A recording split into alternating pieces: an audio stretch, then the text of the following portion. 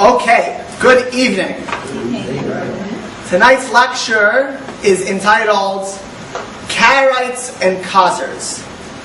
Truth be told, in dealing with the 9th century, I had a selection of things to talk about, but perhaps two of the most interesting, not only of their time, but fundamental even for our times, and misunderstood Jewish groups. These were groups of hundreds of thousands or more of Jews, are the Karaites and the Khazars. So I will spend a large part of the night dealing exclusively with these two groups, which have ramifications to our very own day today. I very, very often hear people talking about Karaites or Khazars, not usually in the same conversation, although they both started within 20 years of each other, but very often misapplied information is applied to them, or incorrect information, incorrect comments. Who are these individuals?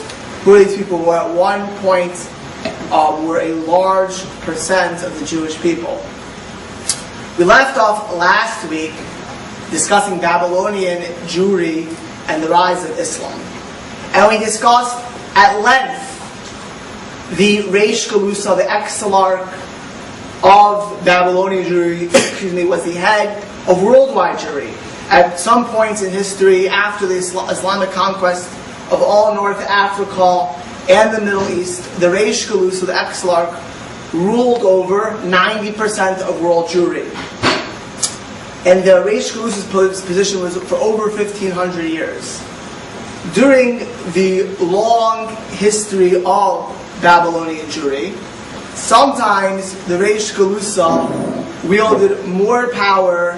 Sometimes the Gaonim, which we discussed last week, which were the heads of the two great yeshivas, Surah and Pumbedisya, of Surah and Pumbedisya, sometimes they were in the ruling power. Much depended upon the political climate of the time, much depended on the personalities involved, who was running Babylonian Jewry, and thus who was running worldwide Jewry.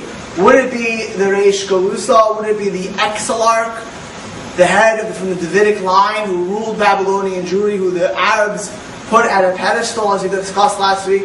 Or would it be the heads of the yeshivas? Very often they worked in tandem, but often there was tension amongst them.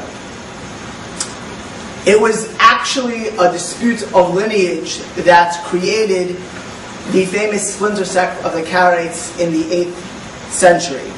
When Shlomo, who was the Reish Galusa, the exilarch, passed away in 760, there was a question of who would take over the position of Reish Galusa. As mentioned last week, the position of Reish Galusa was by lineage.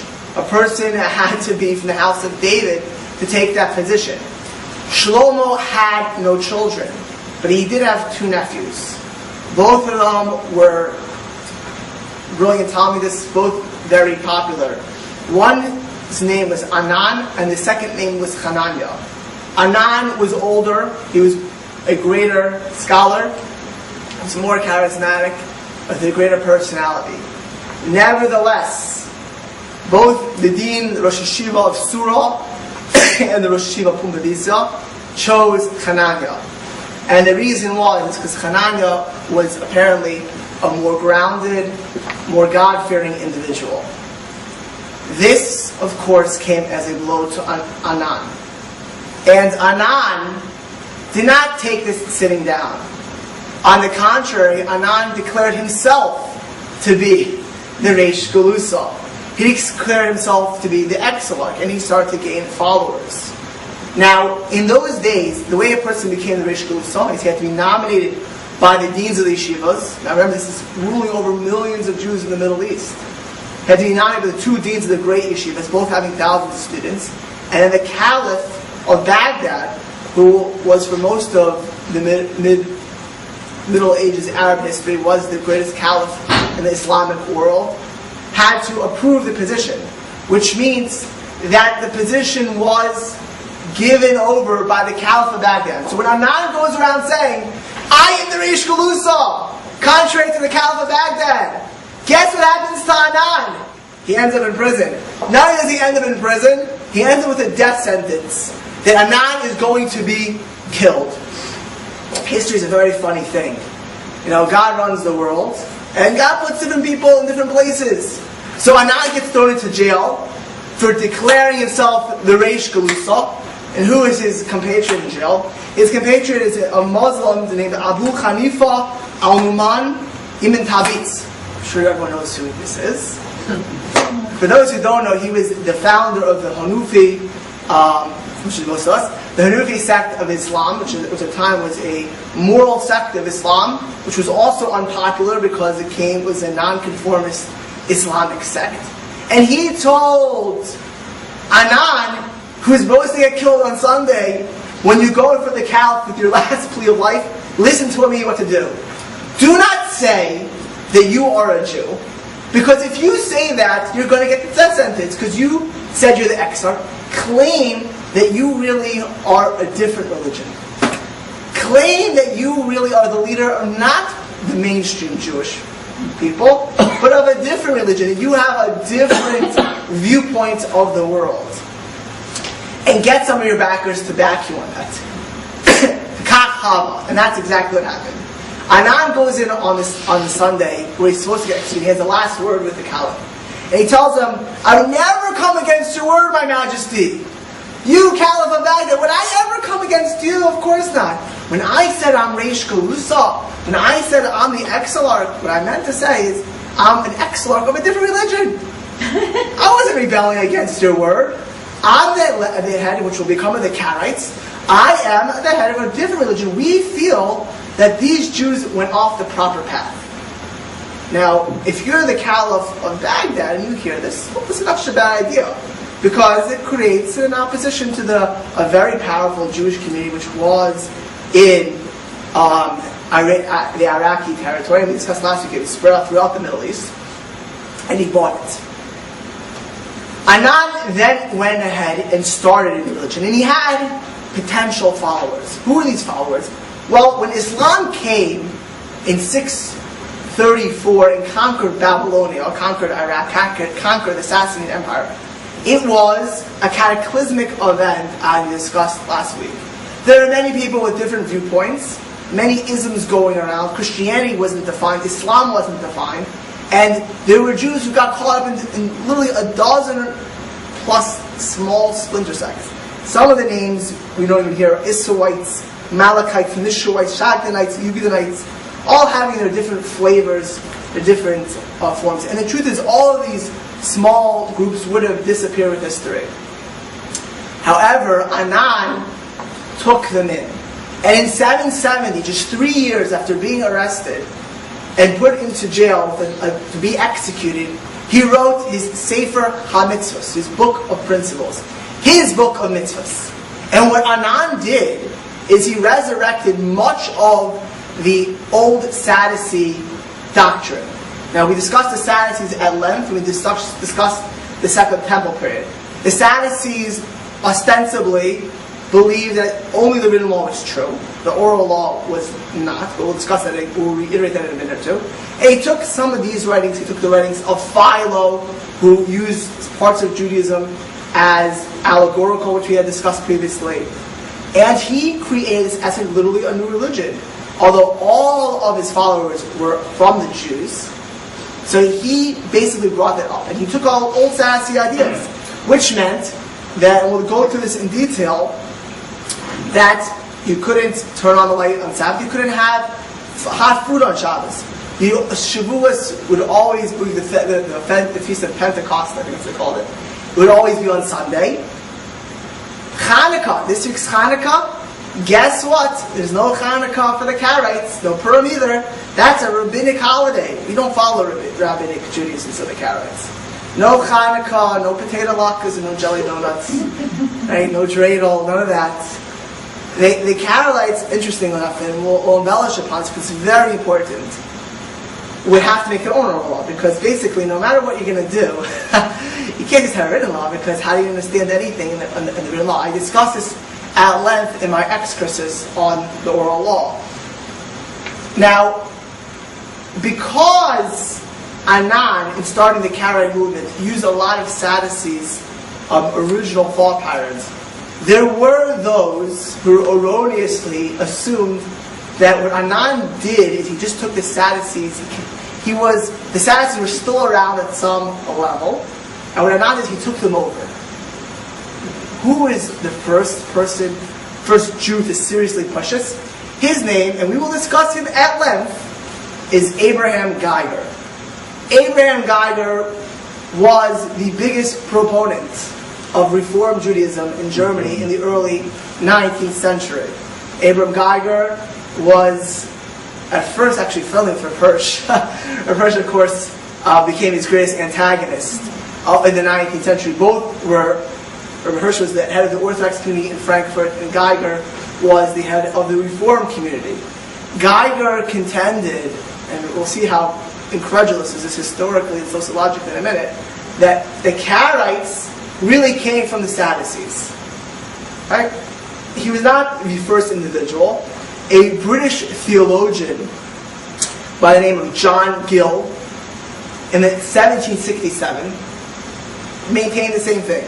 He said as follows, this is really wacky: in the times of John Hyrcanus and Alexander Janus, his son sprung up the sect of the Karaites in opposition to the Pharisees. He writes how also in times of Shammai and Hillel perhaps, then that's when these Karaites came. That clearly there was no such thing as a Karaite at the time. What he was trying to contend is that the Sadducees were always around. Almost all historians, without a doubt, without even questioning it, say this is not true. The Karaites literally disappear from history with the destruction of the Second Temple. There's no historical evidence, and the Jews were talked about at length, not only by Jewish literature, but by Christian literature and Arabic literature. The Sadducees clearly disappeared as a group. Most of them became Christians or left Jewish faith or went back to what we'll call the Pharisees, which we discussed at length as well. Bernard Revel, who was the first president of Yeshiva University, wrote his dissertation, his PhD in Karat Halacha, and decided to go through all of Geiger's points and show how incorrect Geiger was.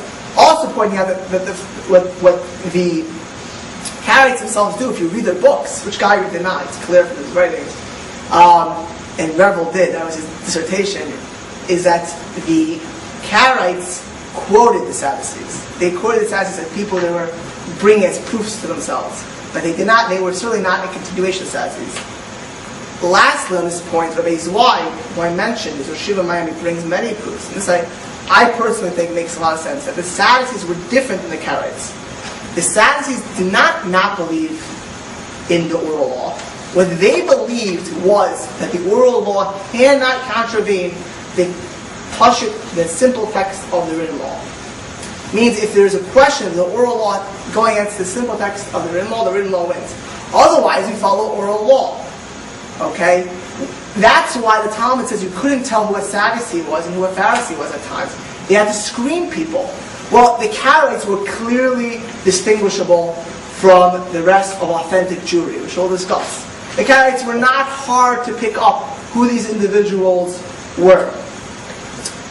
The famous professor of history of Columbia, Salo Baron, that's how you pronounce the name, the European way, the English way, he contended in his history book that up to 40% of world Jewry by the 10th century was Karaite, and the majority of the Jewish population of Israel was Karaites. Now, that makes the Karaites bigger than Reform and Conservative everywhere in world Jewry combined. Okay? We were talking about a mass movement. We were talking about a movement that literally almost overtook the Jewish world. So I would like to discuss a little bit of detail who were these individuals. Because the fact that Geiger, paradoxically, points out that the Karaites came from Sadducees was not for naught.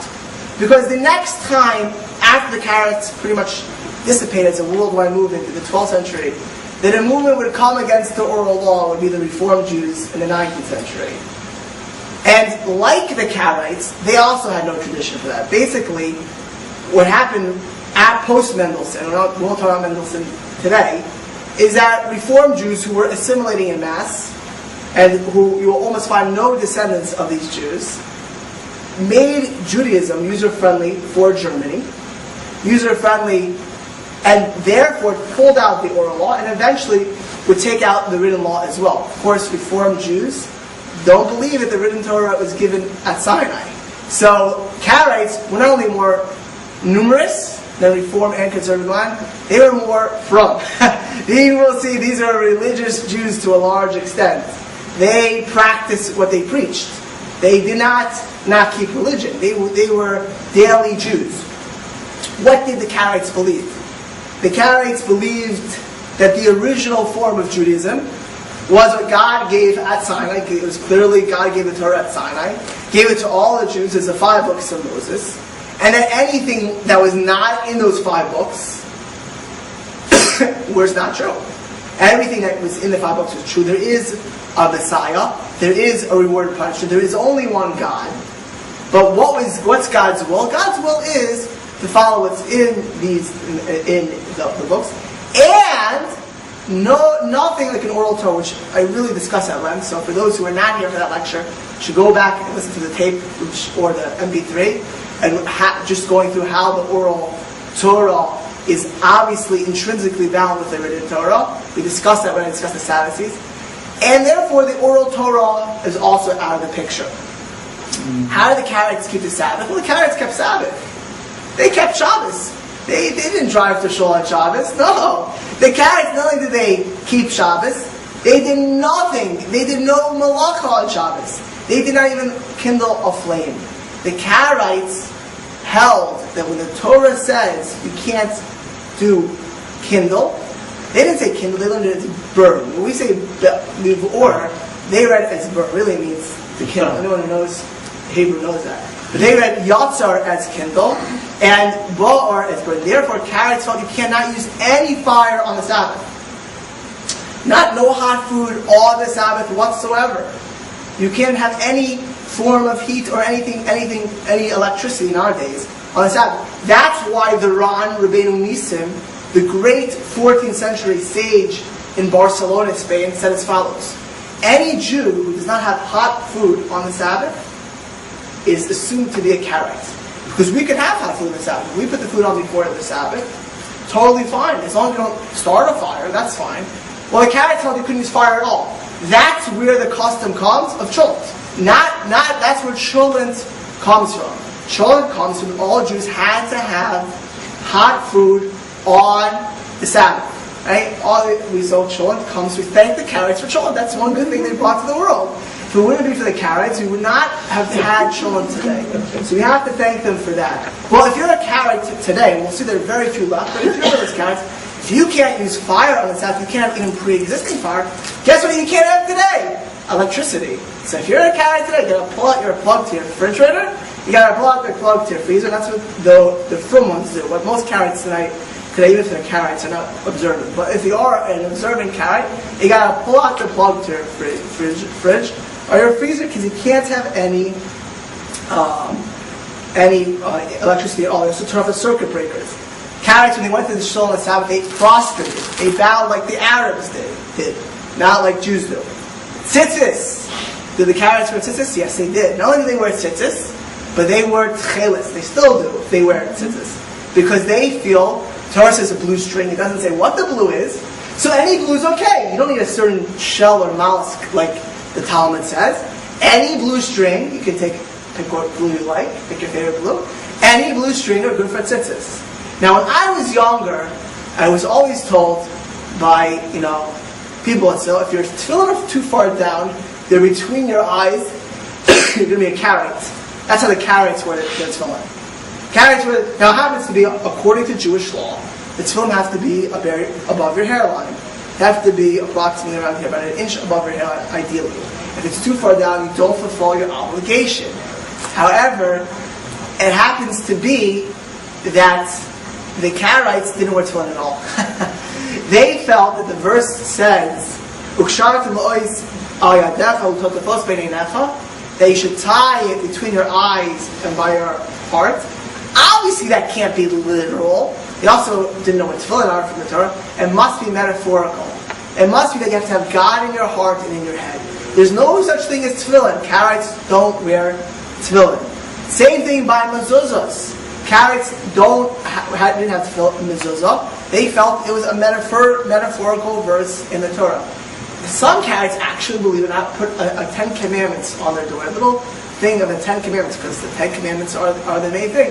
They put that on the door. It happens to be in contemporary Israel, some of the Karaites, in order to mesh with their Jewish neighbors, will put a mezuzah on their door. That's for, being kindly neighbors. But they themselves, Karaites, never believed in mezuzah, and they themselves didn't use mezuzah. Who is a Jew? Karaites are probably the first group that we find to ever believe. It's remarkable when you start looking at how the Karaites would be a predecessor for many of the Reformed inventions. Karaites were the first group to claim patrilineal descent.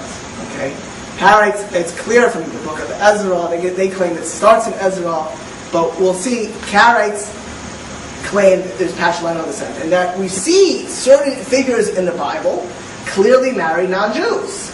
So therefore, and lineage goes through patrilineal descent, and it happens to be lineage is patrilineal. However, Jewishness is not.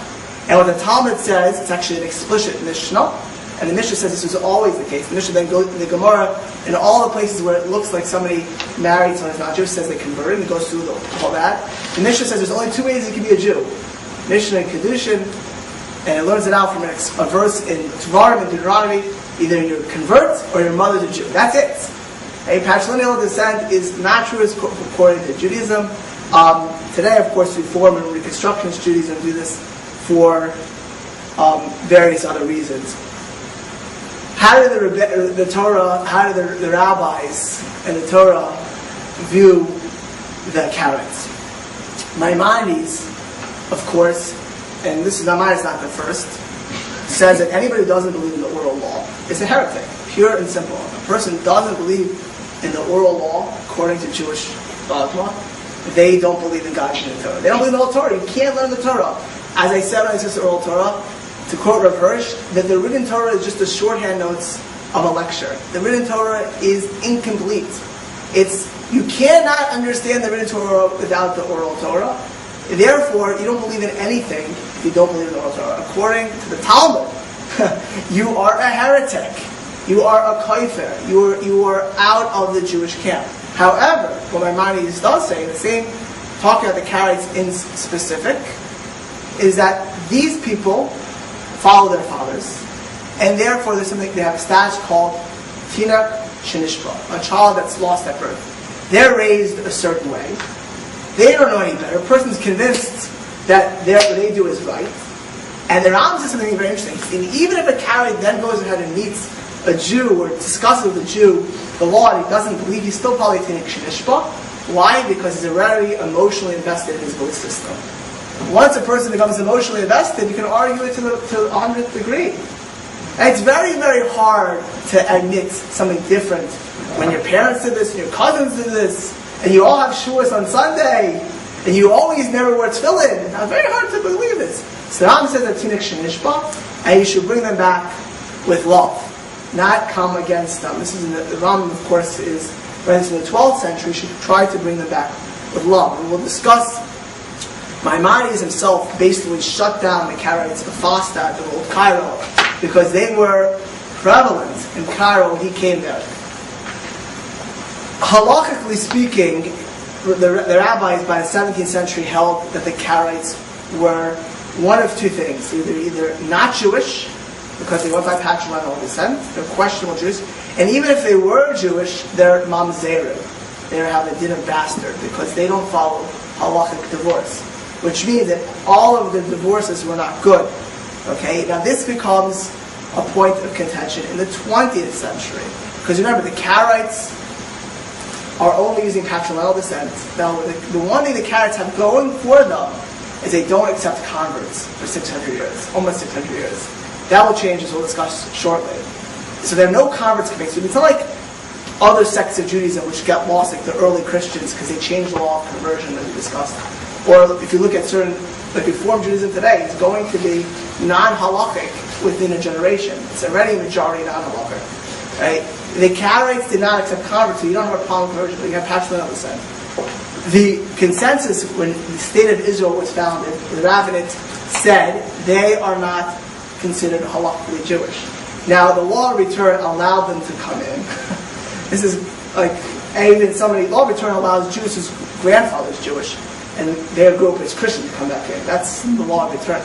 The law of return does not follow the Jewish Bible. It's not follow the Tanakh. It follows the Nuremberg laws.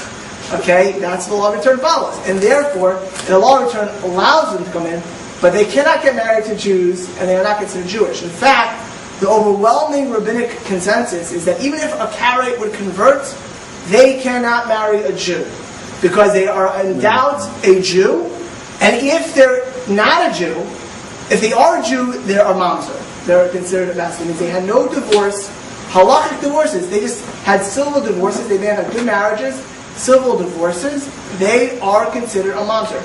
The almost all poskim hold this way. The one posik under certain conditions who allows Karaites to marry in is Rabbi Yosef, but even him, it's with certain conditions. When the mother is clearly Jewish, on certain conditions. That is Knesset today. Obviously, I don't want to rehash the same conversation we talked about the Sadducees, but to say there's no oral law, if you ever have a conversation with the Karaites, it's a lot of fun. It's something you want to do for on fun, because they really today Karaites are not at all well versed in their own faith.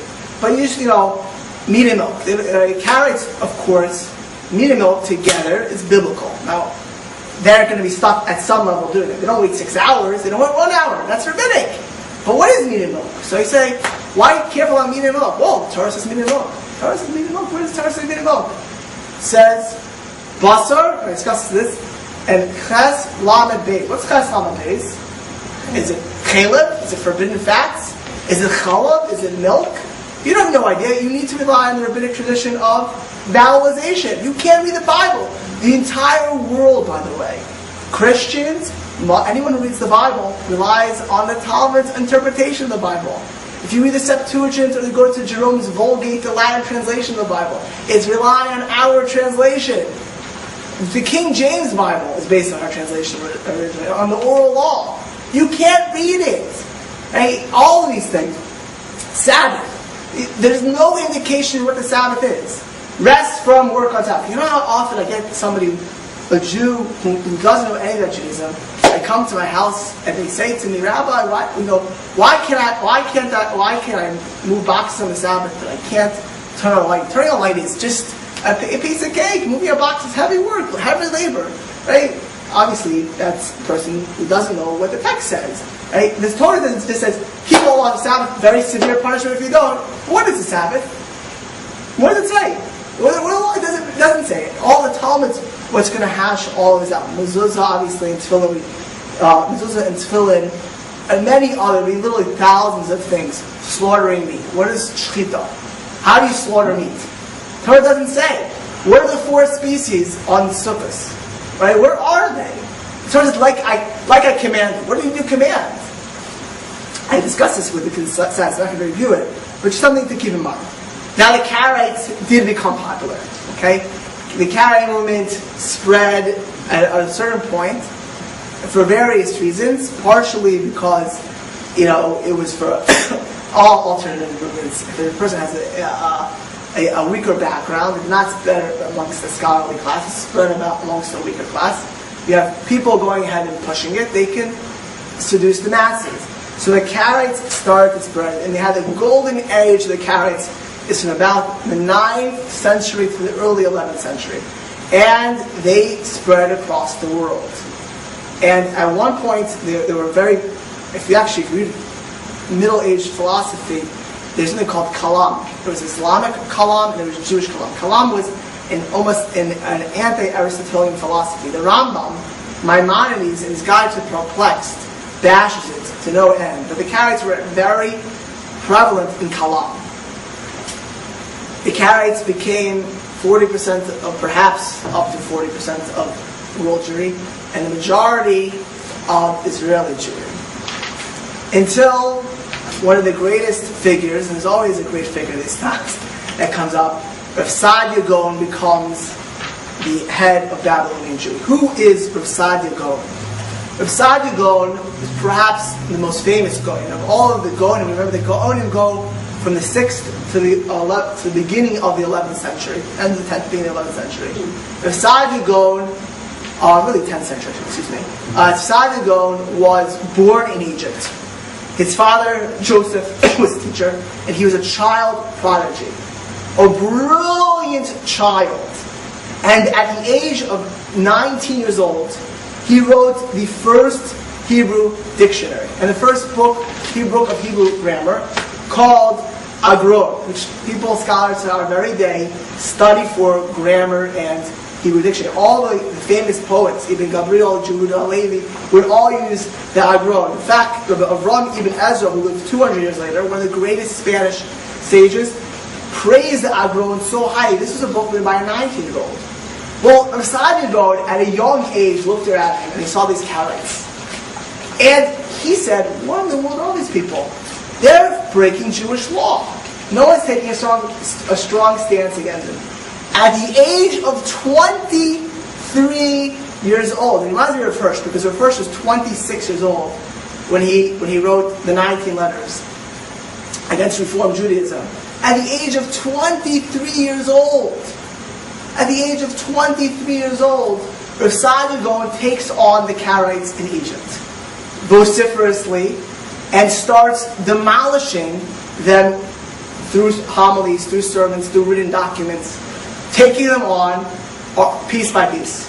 Now, when the Karaites started to lose the battle of ideas to Rav Saadia Gaon, well, how do you attack somebody who can't be to ideas? Well, you ad hominem attack them.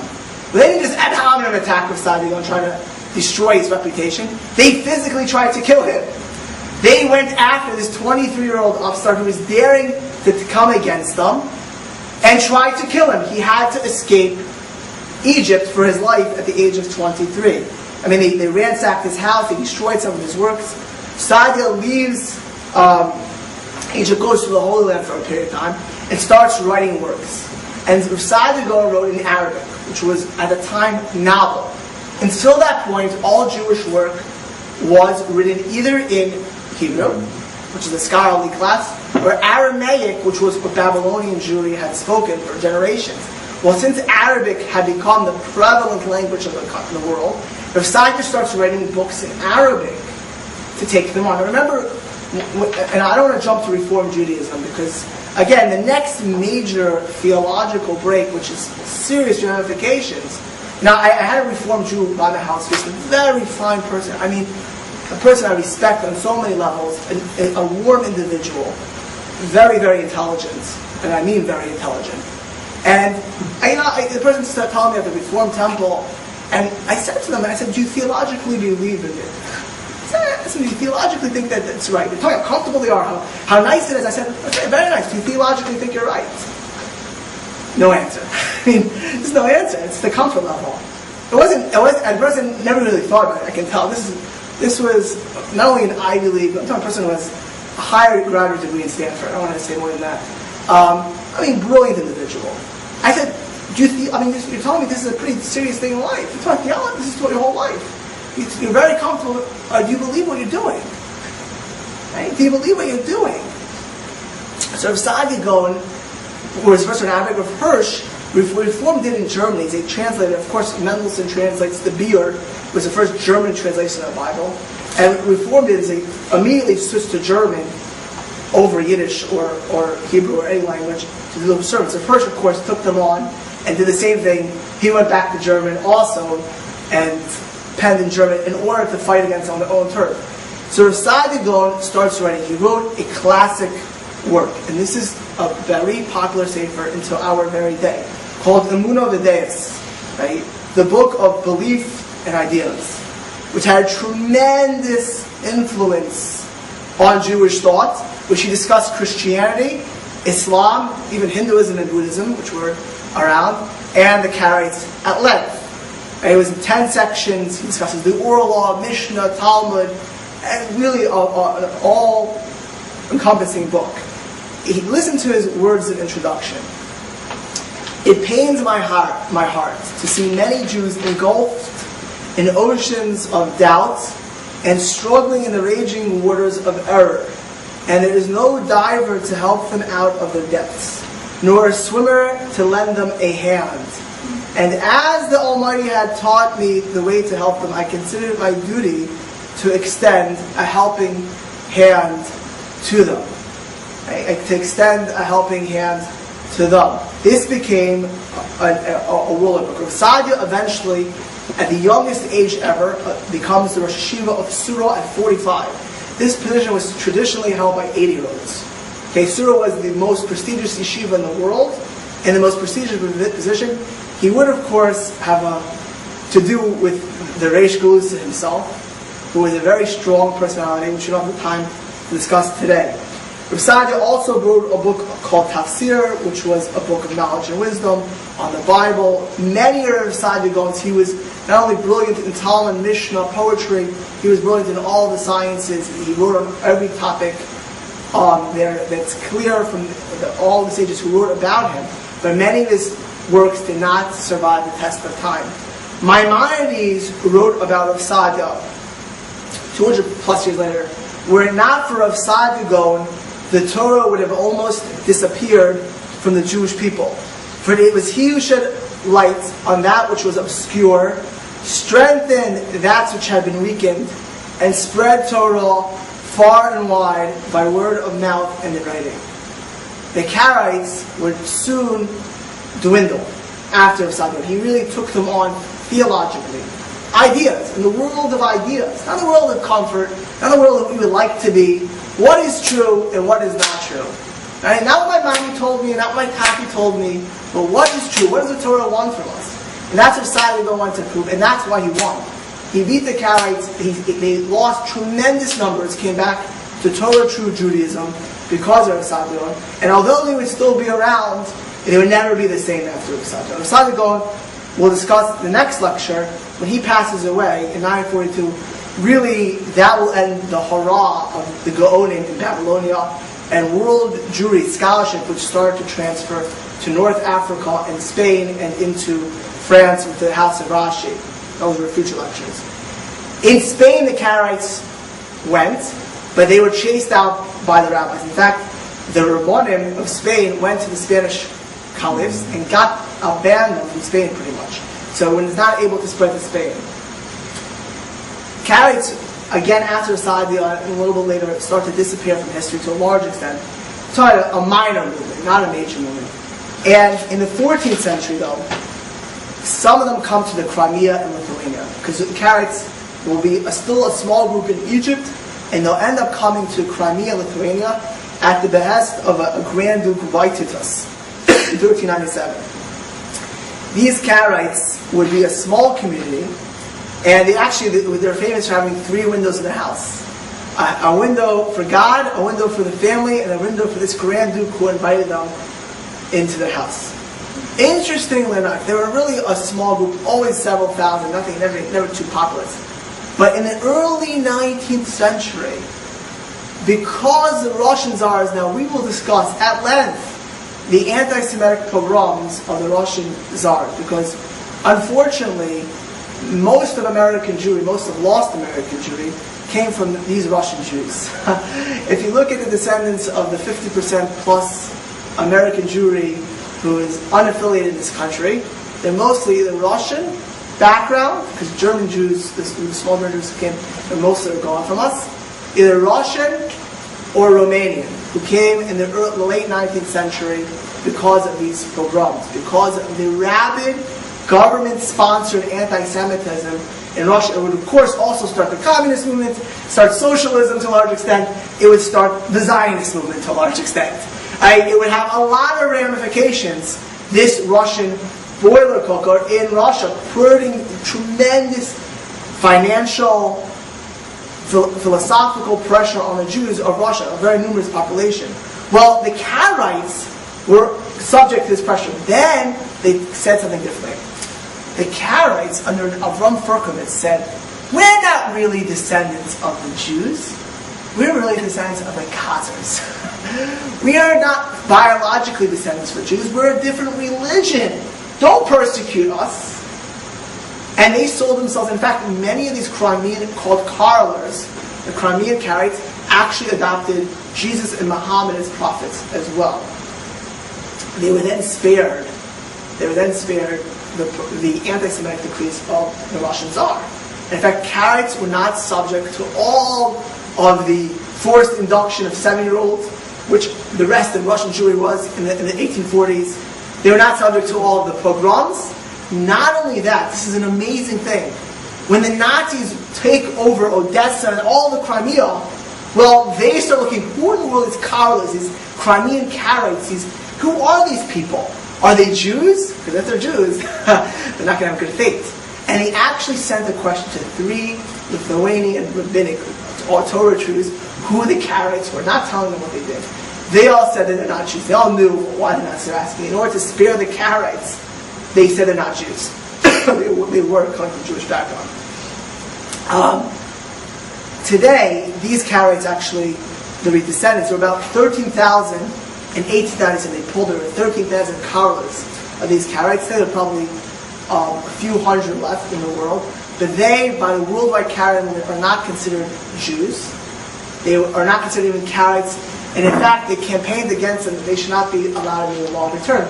These are the same people who said, they don't come from the Jews. Why should they come back at a longer term? They didn't even have to come on to authentic Judaism. The Karaites themselves kind of banned them from their own movement. Who are the Karaites today? There are approximately 4,000 Karaites. This is a movement which was 40% of worldwide Jewry. 40%. Right? So the Karaites today are about 4,000 in the United States, approximately, 10,000 in Israel, and several dozen in Turkey.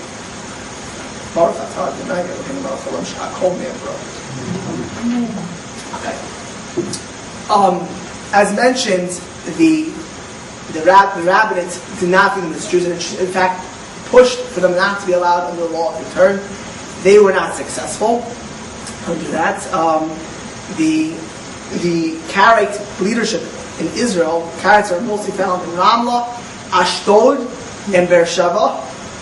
They have a board of Chachamim, and almost all of these Chachamim come from Egyptian Jewish descent. There are 4,000 Karaites in the United States. Believe it or not, where is the only functioning Karaite synagogue in the United States of America? Daly City. Daly City. San Francisco, the home of Jews for Jesus, the founding movement, is also the founding place of the Karaites in the United States. The only place, in fact, the University of Karaite Judaism is in Daly City. And most of these Karaites are of Egyptian Jewish descent. If you ever read about it, it's actually interesting. 2 of the heads of that, I think the Chacham and the president at one point, were Egyptian Jews who were imprisoned by Egypt in 1967. When Israel demolished Egypt in 1967, this is, if we get to the Six-Day War, we'll discuss this. They actually imprisoned for a long time many of the Jewish people left in Cairo. Now, most of the Jews left Cairo in 1948 to 1952. In fact, the last chief rabbi in Cairo is a famous rabbi today. He's viewed as the most popular Sephardic rabbi. His name is Rabbi Yosef. He was the last chief rabbi of Egypt in Cairo, and he left in 1948. Okay, Rabbi Yosef was also a child prodigy.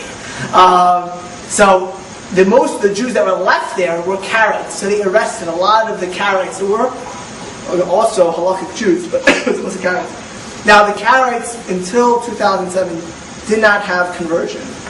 Approximately 15 years ago, the Karaites changed that policy because they were running out of members. And for the first time, changed the laws of conversion, and now, the past 3 years have about 25 converts come in. Obviously, these are not according to anybody halakhic, and they're not Jewish.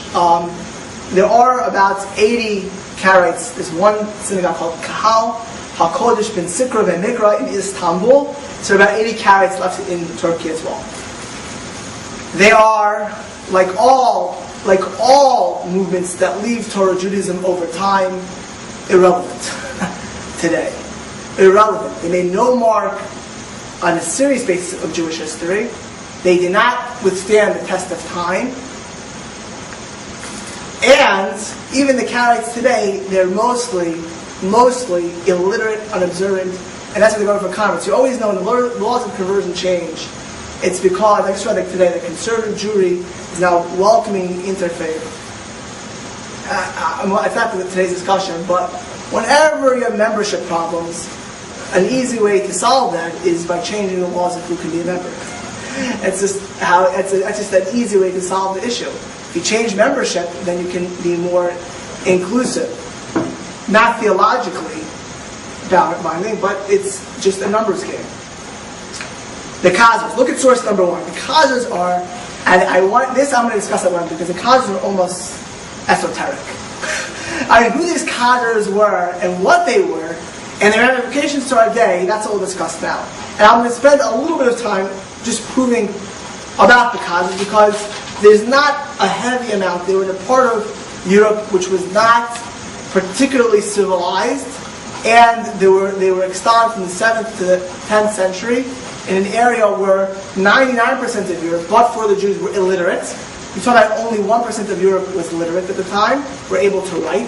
So there's not that many historians going around, and not that much communications. Look at source number 1 on the source sheet.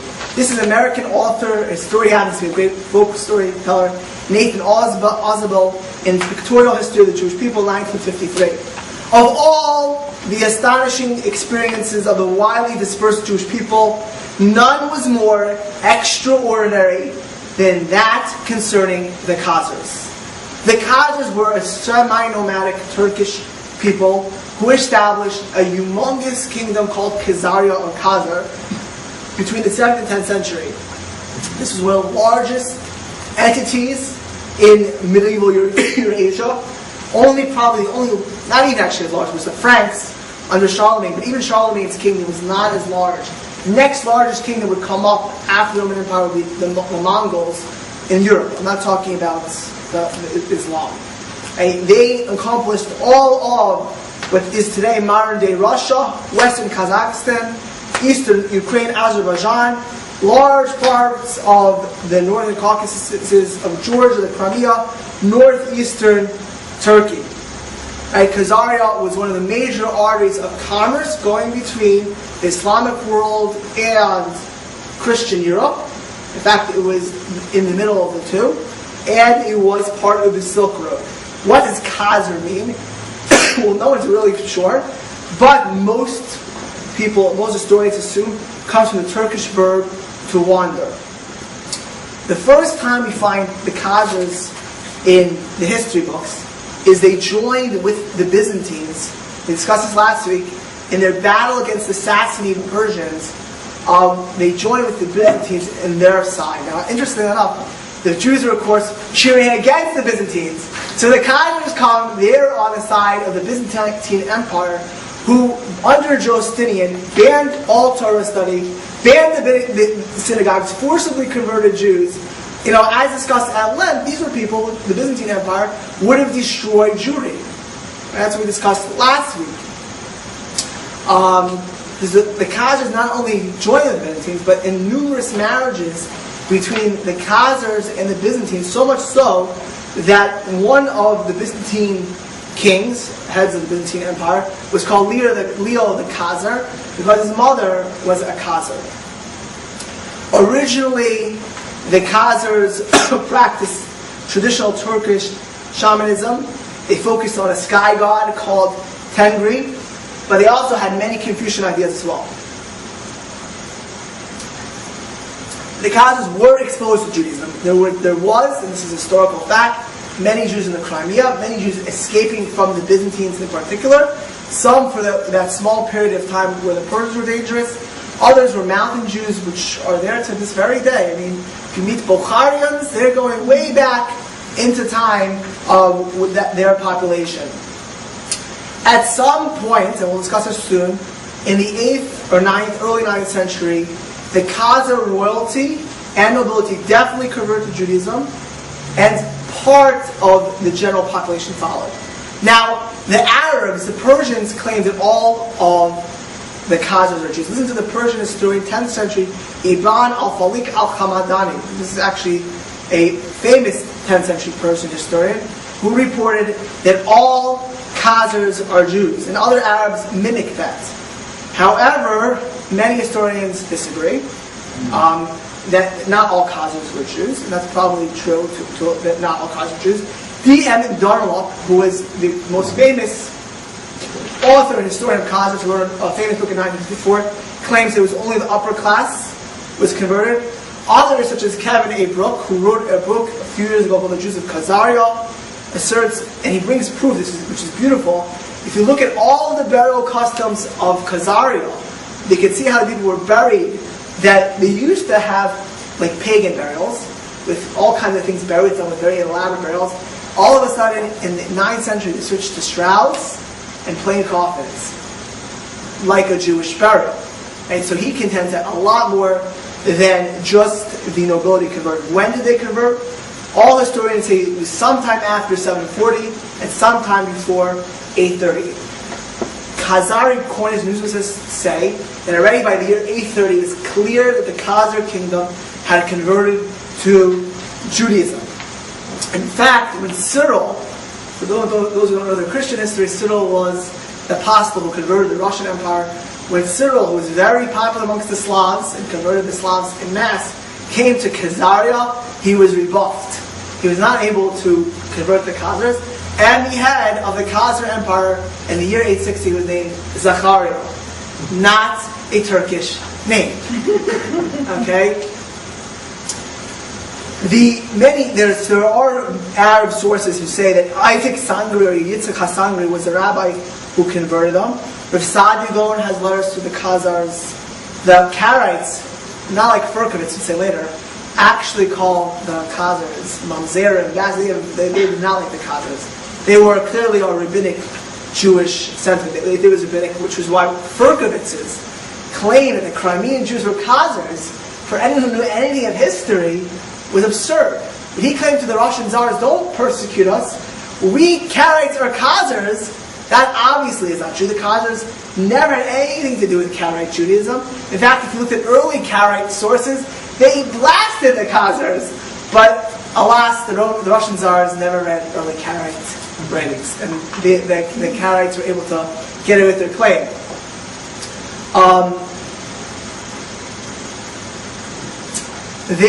Interestingly enough, the Muslims record that when the Jews were persecuted in Islamic lands, that the Khazars responded by punishing the Muslims in the Khazar lands. Ibn Fadlan, this 10th century Persian Muslim historian, says that in 920, the Khazars received information that the Muslims destroyed a synagogue in Persia. He then gave orders that the minaret of the mosque of his capital should be broken off, and the head of the minaret killed. And he further said that he would not be scared for retribution by the Muslims, he would totally destroy the mosques in his neighborhood. The same thing, Spadlin said that when the Byzantines under Romanus persecuted Jews, the Khazar government retaliated by persecuting the Eastern Orthodox Christians amongst them. A little bit of a tit-for-tat phenomenon. Eventually, the Khazar kingdom would fall to the Kievan Rus. The Kievan Rus is what we call today the founders of the Russians. The Kievan Rus comes about in the mid-10th century, and sometime by the early 10th century, late 10th century, early 11th century, they knocked out the Khazars as a kingdom. Eventually, the Khazars would be lost as a race by the golden horde of Genghis Khan. And the Khazars would either leave Judaism, some would assimilate into Judaism, most of them going to Iran and Iraq. We will discuss later, in a few minutes, the claim that Ashkenazic Jewry at some level stems from the Khazars. Look at source number 2. Now, barring those few vigilante revenge, the Khazars were a unique kingdom. This is by a Russian historian, Vasily Grigoriev. Jacob, you've heard of him? Yeah? Printed in 1876 in his compilation book, Messiah is Isaiah. The Khazar people were an unusual phenomenon for medieval times. surrounded by savage and nomadic tribes. The Afghans have been around for a long time. They had all the advantages of the developed countries. Structured government. In fact, the Kievan Russians would take the political, legal system of the Khazars. They would take the Kagans and all of their systems. That was the Khazar system they took. Structured government, vast and prosperous trading, and the permanent army. At the time when a great fanaticism and deep ignorance contested the dominion over Western Europe, the Khazar state was famous for its justice and tolerance. People persecuted for their faith flocked into Khazaria from everywhere. As a glistening star, it shone brightly on the gloomy horizon of Europe and faded away without leaving any traces of existence. There were definitely large Muslims and large Christian groups in Khazaria, and even though the nobility of Khazaria was Jewish, they tolerated all religions, so much so that the Muslim sources report the Khazar Supreme Court consisted of 2 Jews, 2 Christians, 2 Muslims, 1 pagan. Okay. Source number 3. This is Professor Raymond Shinlin in his Chronicles of the Jewish People.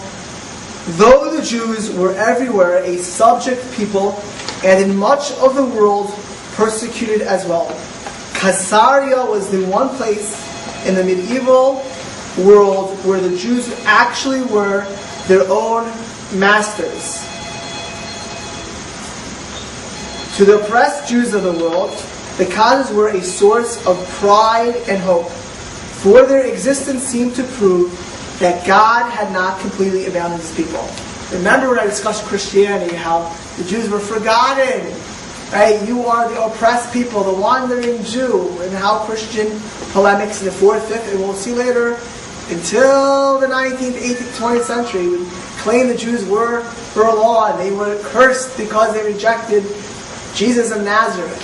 Well, at this time, Khazaria was this great dream, this great hope. Here you had the Jews oppressed, vilified, forcibly converted by Christians, attacked and made dinnies by Muslims, and often forcibly converted as well. They had this Jewish kingdom. Perhaps the most famous references to the Khazars is not the Khazars we'll discuss momentarily, is the Khazar correspondence.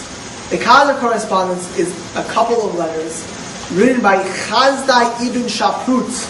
Chazdai ibn Shaprut, who lived from 915 to 917, was the Secretary of State of the Caliph of Cordoba. When he lived in the 10th century, Spain was arguably the most enlightened country in Europe and in the world, was arguably beginning to have its height as a country, and the Caliph of Cordoba was famous. Believe it or not, Cordoba was an edified, considered within reason, religiously tolerant city. It's not a surprise that the Cordoba group, anyone know why Cordoba is in the news? They were named that mosque, the Cordoba Foundation, it's called the Cordoba Foundation, because Cordoba was a symbol of Muslim, not only dominance, but intellectual superiority, and at some level religious tolerance. So religiously tolerant was Cordoba that their most powerful individual after the Caliph was a Jew. Not only a Jew, but he was the head of all Spanish Jewry, named Chazdai ibn Shaprut, who supported, he was a man of great wealth, which in those days when he got into politics was to be the Bill Gates of the generation. He was a man of great wealth, great knowledge, great charisma. He funded all of the yeshivas of Spain. He made Spain. When we talk about the golden age of Spain, it starts with Chazdai ibn Shaprut. He fostered and sponsored the yeshivas of Spain. He corresponded throughout Babylonian Jewry in North Africa. He put Spain on the scholarship map. He was an inordinately wealthy and wise individual, and he had all resources at his disposal. When he heard about this Khazaria, he sent emissaries across the world. This is in the days before Federal Express and UPS. To get from Spain to deep Russia was not a day or a 2-day journey, was months to years in the process to get that far, and very dangerous. You needed some kind of royal protection to get there, to make sure you didn't get pillared or pillaged or killed on the way. And he went through numerous different kingdoms, and there was not phones to call home if you had a problem. I want to just look at source 4, because source 4 is Chazai's letter to the head of the Khazars. Now, by the way, these letters, you can look it up yourself. The Khazar correspondence has been vetted, has been researched. These are famous letters, and that we have to this day. There's 3 versions of the letters. These letters are quoted extensively already in the 10th, 11th, and 12th century. And the differences are minor in the versions. Let's look at the bold in 4. This is Chazai speaking to Joseph, the king of the Khazars. I always ask, because he's the Secretary of State. I always ask the ambassadors of these monarchs, who brings gifts to our brethren, the Israelites, the remnant of the captivity, whether they have heard anything concerning the deliverance of those who have languished in bondage and have found no rest. I was anxious to know if the 10 tribes existed as an independent Jewish state anywhere. At length, mercantile emissaries of some Khorasan, a land southeast of the Caspian Sea, told me that there is a kingdom of Jews which is called Khazars. But I did not believe these words, for I thought they told me such things to procure my goodwill and favor. I was therefore wondering till the ambassadors of Constantinople, who obviously were Muslims, came between, Eastern Orthodox Christians at that time, that still was under the Byzantine Empire, came between 944 and 949 with presents and a letter from their king to our king. And I interrogated them concerning this matter. They answered me, it is quite true, and the name of the kingdom is Khazars. It is a 15 days journey by sea from Constantinople, but by land many nations intervene between us. The name of the king now reigning is Joseph. Ships sometimes come from their country to ours, bringing fish, skins, and wares of every kind. The Khazars, great traders, got their wares from Rus to the north. The men are our confederates and are honored by us. There is communication between us by embassies and mutual gifts. They are very powerful. They maintain numerous armies with which they occasionally engage in expeditions. When I heard this report, I was encouraged. My hands were strengthened, and my hope was confirmed. Thereupon I bowed down and adored the God of heaven. Chazai was happy. The Christians could no longer say that Jews were without a country as a punishment for the rejection of Jesus. What the Christians believed for generations is, why are the Jews wandering? Why are they stateless? Why are they persecuted wherever they go? Must be they rejected the dude from Nazareth, as we discussed at length in Christianity. Says Chazai, finishes his letter, I pray for the health of my Lord the King, of his family and of his house, and that his throne be established be forever. Let his days and his son's days be prolonged in the midst of Israel. Source number 5 is Joseph's reply. Now, I'm going to skip the beginning. Let's just go. Then it says the Khazars, and it says the Khazars come from Yefet. And he gives his lineage. You have the sources to look at as you will. But I want to go to the king of the Byzantines. It's in the middle of his letter, where he discusses how the Khazars converted. The king of the Byzantines and the Arabs, who had heard of him, sent their envoys and ambassadors with great riches and many great presents to the king as well, and as some of their wise men, with the object of converting him to their religion. The Byzantines and Arabs hoped to stop the raids of the Khazars by converting them. Go to the next bowl.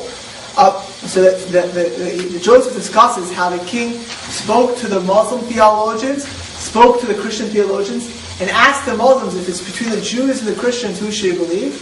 The Muslims said the Jews. And then he said to the Christians, if it's the Jews and the Muslims, who should you believe? The Christians said the Jews. So then he says, upon this, the king said, if so, you both admitted with your own mouths that the religion of the Israelites is better. Wherefore, trusting in the mercies of God and the power of the Almighty, I choose the religion of Israel. That is the religion of Abraham. It's that in God in whom I trust, and in the shadow of whose wings I find refuge will aid me. He can give me, without labor, the money, the gold, and the silver which you have promised me. As for you, for all you, go now in peace to your land. From that time, the Almighty helped Bulan. Bulan, by the way, means elk. That was a name for elk, a Turkish name for elk. Fortified him and strengthened him. He circumcised himself, his servants, attendants, and according to this letter, and all his people. Then Bulan sent for and brought from all places wise men of Israel who interpreted the Torah for him and arranged the precepts in order. And up to this very day, we have been subject to this religion. May God's name be blessed, and may His remembrance be exalted forever. Since that day, when my fathers entered into this religion, the God of Israel has humbled all of their enemies, subjugated every folk and tongue round about them, whether Christian, Muslim, or pagan. No one has been able to stand up to this day about 960. All of them are tributary. Unfortunately, about 15 years later, the Khazars will get crushed by the Kiev and Rus Empire. After the days of Bulan, there arose one of his descendants, a king Avadia by name, who reorganized the kingdom and established the Jewish religion properly and correctly. He built synagogues and yeshivas, brought in Jewish scholars and rewarded them with gold and silver. The Jewish scholars could have come from Magad and Constantinople. They explained to him, say goodbye Karaites, Bible, Mishnah, and Talmud, and the order of the divine services. The king was a man who revered and loved the Torah. He was one of the true servants of God. May the divine spirit give him rest. Then he goes, I'm going to skip most of the letter in the name of time. He does talk about how Jews, Christians, and Muslims are in the kingdom. The last bold is, you mention in your letter that you yearn to see my face. I also would very much like to see your pleasant countenance and the rare beauty of your wisdom and greatness. Would that it were according to your word, if it will be granted me to be associated with you, and to behold your honored, charming, and pleasant countenance, who wishes him be well. We have no historical evidence that they ever, of course, met. This letter is remarkable, similar to the next work, which came out approximately 100 years later. This is from a classic, one of the most popular Jewish works, which Jim Robertson and I are studying right now, called the Khazars. The Khazars has the name Khazar. It discusses, it is a Jewish book discussing why not only Judaism is right, but why the Torah is divine, why the oral law is true, why Islam and Muslims are incorrect, and how does the Khazars, what's the prose of the Khazars, what's the literary structure? The Khazars is written as a discussion between the Khazar king and originally only the Muslim Qadi, the Muslim sheikh, the Muslim preacher, and Christian priest, in discussion with them, and eventually a Jewish rabbi comes in, and the whole genre discusses how the Khazar king became Jewish. Now, Chizedai was about 100 years before Yehuda Levi we were discussing the Golden Age of Spain. He wrote the Khazars. My heart is in the east. Although I am in the east, my heart is in the... Although I am in the west, my heart is in the east. Thank you. He was a famous Jewish author. Many of our liturgy comes from Yehuda Levi. We'll discuss him later. Yehuda Levi certainly knew who Chizedai B'Chaput is. He most definitely had these letters when he wrote the Khazars. In fact, most historians assume that, secular historians, non-Jewish, all assume that Yehuda Levi had the Chizedai letters. Look at source number 6, which is the second. The Khazars is broken up into 5 essays. This is the beginning of essay 2. So after this conversation, the Khazar king, as is related in the history of the Khazars, was anxious to reveal his advisor in the mountains, and the next bold, the king and his advisor traveled to the desert mountains on the seashore and arrived one night at a cave in which some Jews used to celebrate the Sabbath. They disclosed their identity to the Jews, to them, embraced their religion, were circumcised in the cave, and returned to the country eager to learn the Jewish law. They kept their conversion in secret, however, until they found an opportunity of disclosing the fact gradually to a few of their special friends. When the number had increased, they made the affair public and induced the rest of the Khazars to embrace the Jewish faith. They sent to various countries for scholars and books and studied the Torah. The Khazars, by the way, is a classic work. It's worth it to read. If you have not studied the Khazars, a new, beautiful translation came out by Feldheim, by Rabbi Daniel Korobkin, who is a rabbi in Los Angeles, of the rabbi in Yavne in Hancock Park. It is a classic. Every Jew should be literate in Khazars. This is bread and butter. If you have not learned the Khazars, don't wait until you're 100. It's in the book. People should know going through life. Is it in Arabic? It was written in Arabic and translated into dozens of languages, including into English. Look at source number 7. Because even though the Khazars would get destroyed, they would be, some of the Khazars would still exist amongst the Jewish people. Look at source number 7. This is by the Rabbi of Toledo. The Rabbi wrote the Sefer Kabbalah, the book of tradition. He says as follows: you will find the communities of Israel spread abroad as far as Dalim, and Dalim is near Iran, and the river Ithel, where Khazar peoples who became proselytes. The Khazar King Joseph sent a letter to Chazai ibn Sharput and informed him that he and all his people followed the rabbinical faith. We have seen descendants of Khazars in Toledo, some of his own students of the wise, and they have told us that the remnant is of them. The remnant, those who are left, those Khazars who didn't get completely destroyed, is of the rabbinical belief. Just a couple of Islamic sources. Most Ahmad ibn Fadlan, who was a 10th century person we've quoted before, Ibn al-Fakik, who was another Persian historian who wrote, is famous for his concise comments, also says in 930, all of the Khazars are Jews, but they have been Judaized recently. Look at source number 8. This is Abad al-Jabbar ibn Muhammad al-Ahmadani, and his establishment of the proofs for the prophethood of our master Muhammad. Certainly not somebody advocating the Jewish faith. One of the Jews undertook the conversion of the Khazars, who are composed of many peoples, and they were converted by him and joined his religion.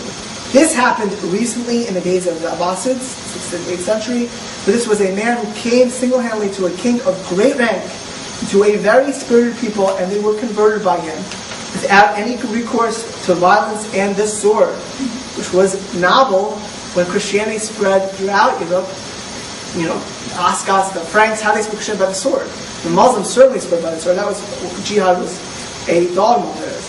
And they took upon themselves the difficult obligations enjoined by the law of the Torah, such as circumcision, the ritual ablutions, washing after the discharge of the semen, the prohibitions of work on the Sabbath and during the feasts, the prohibition of eating the flesh of forbidden animals according to this religion, and so on.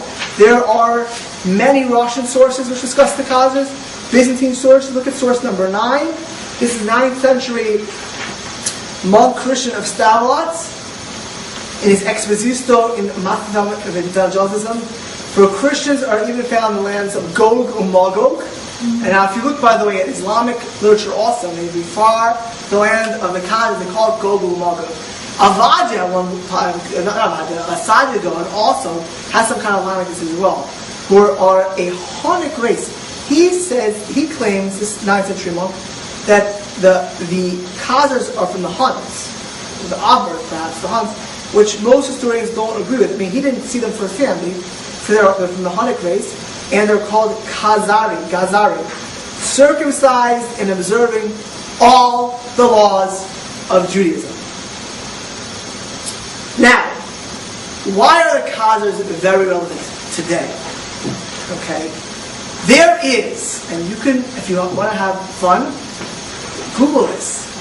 There is a conspiracy theory going on for almost 150 years that Ashkenazic Jewry comes from the Khazars. It was first publicly, as an ideal, expressed by Ernest Renan, the French biblical scholar, in 1883. However, it was popularized by a very, very famous anti-Semite, author of the Dearborn Independent, Mr. Henry Ford, who used this idea to blast the Bolshevik Khazars in his Dearborn Independent. And later, by a racial theorist called Luther Stoddard in a 1926 article called The Pedigree of Judah, where he argued that Ashkenazic Jewry were a mix of people, mongrels, although amongst most of them were Khazars. In 1951, a Southern Methodist University professor, John O'Beatty, published a book called The Iron Curtain over America. In this book, he claimed that the Khazar Jews were responsible, it's like the Protocols of the Elders of Zion, were responsible for all of America's and all of the world's ills, beginning with World War I. He claimed that these Khazar Jews had plotted World War I and World War II. Of course, he had tenure, this individual. And the Bolshevik Revolution were because of Khazar Jews, and they want to overthrow Western Christianity. Next came 1971, John Daggett Globe Pasha, who said, well, if that is the case, the Khazar Jews have no right to Palestine. The Palestinians should have it first. Right? Benny Morris, who is not what you call right-wing Zionist, said, of course, this is a quote, of course, an anti-Zionist as well as an anti-Semite point is being made here. The Palestinians have a greater political right to Palestine than Jews do, as they are not modern-day Jews. Jews are just descendants of the Khazars. Now, this theory went wild by a Jew. This Jew, his name was Arthur Koestler. Arthur Koestler in 1970, see people Koestler read his book, wrote a book called The 13th Tribe, in which he claims that many Jews are Khazars. The history of this book is non-historical. In fact, one of the people who misquotes is Dunlop's book, The Jews of Khazar, and Dunlop himself said that, of course, this theory is a joke. He quotes it when he discusses it as a theory. Koestler did not have ill intent. What was Koestler's point? Very interesting. He tried to do the Karaites thing.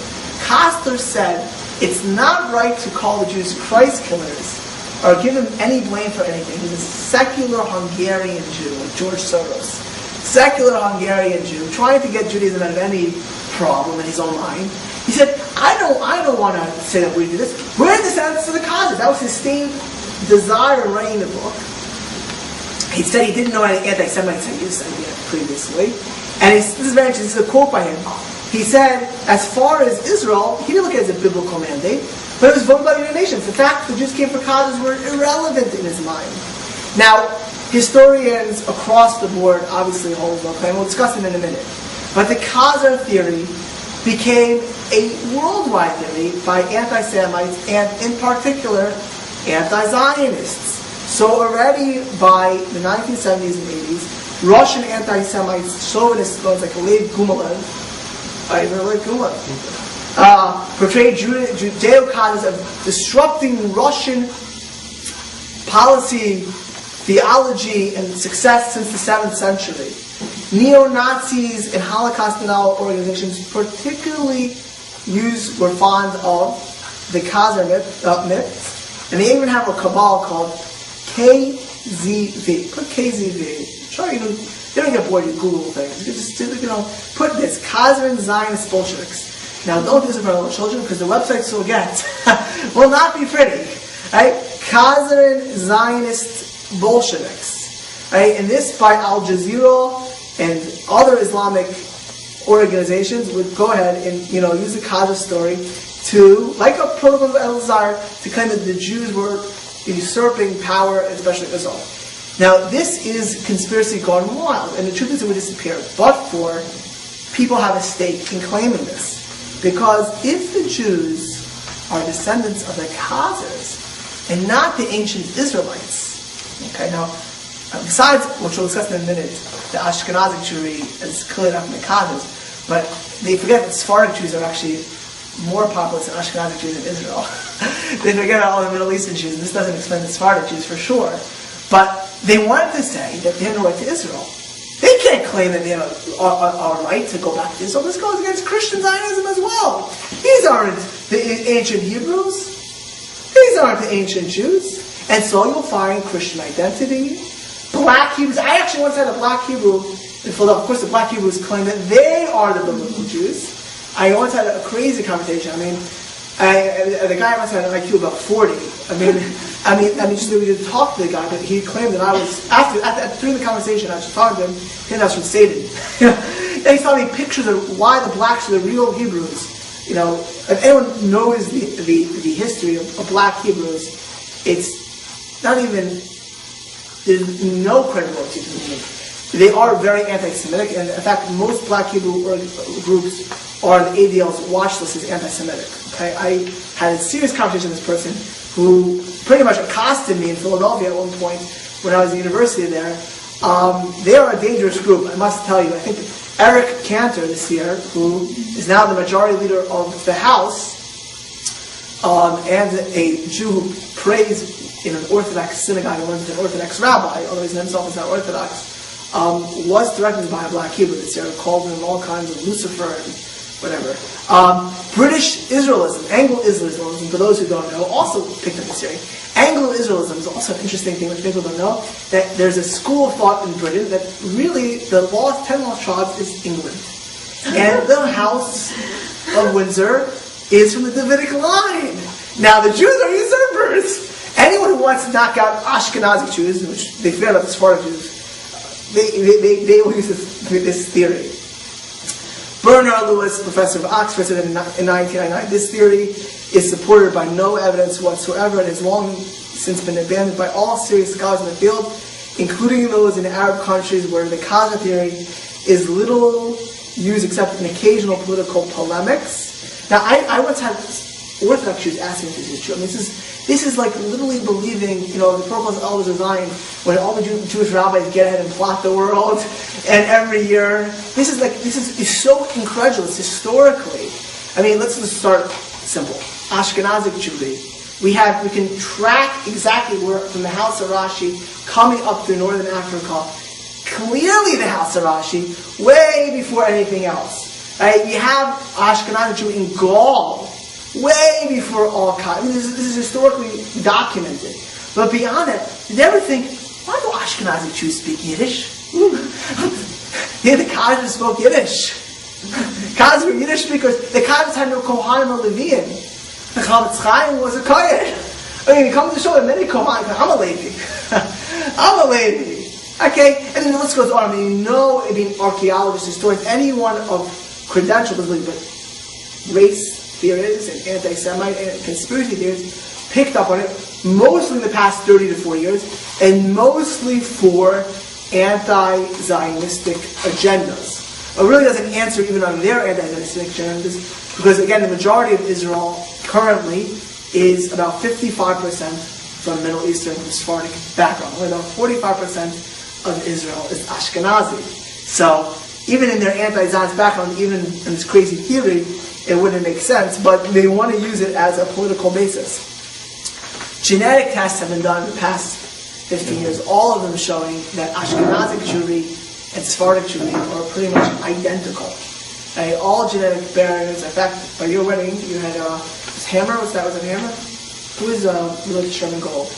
Their cousin. He's one of the researchers who actually researches. But both Jewish and non-Jews have done studies of Jewry. There is about 11% of Ashkenazic Jews who apparently have some kind of outside gene. Some people want to claim that it's from the Khazars, which is possible. Possible Judaism always allowed conversions. Also possible other people, of course, correct conversion, converted.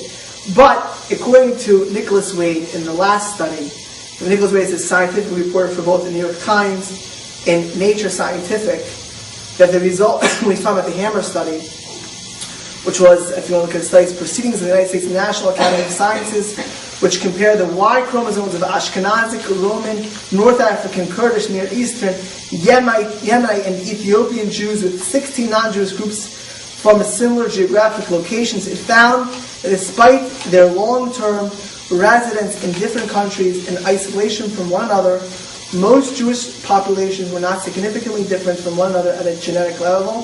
The results support the hypothesis that the paternal gene pools of the Jewish communities from Europe, North Africa, and the Middle East descended from a common Middle Eastern ancestral population, and suggests that most Jewish communities have remained relatively isolated from neighboring non-Jewish communities during and after the diaspora. So it says, Nicholas Wade, the results accord with Jewish history and tradition, and refute theories like those holding that the Jewish community consists of mostly of converts from other faiths, or that they are descended from the Khazars, a medieval Turkish tribe that adopted Judaism.